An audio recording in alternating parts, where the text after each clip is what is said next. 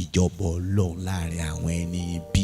Sẹ́ẹ̀rí ẹ bá rẹ́ nìkan tí ṣe burúkú tí Ọlọ́run bu ẹ̀kẹ́ dání tó dẹ̀bi pé kíni ẹ̀yin ẹ máa wo Nàìjíríà yìí náà ẹ wò mí èmi gbàgbọ́ pé Nàìjíríà yìí máa dáa. Àwọn tó kó sì bálù yìí ìran wọn á tán. Ìyá ọdún owó tá a ṣe yẹn là ń jẹ ni. Ọlọ́run á bẹ orílẹ̀-èdè wò á dá ògo wa padà.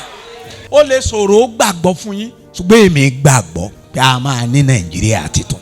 Lórúkọ Jésù Kristi ti Násárẹ́tì á sojú èmi àtẹ̀yìn. Pété àwọn náà máa sọ pé ṣé pé Nàìjíríà lè dà báyìí.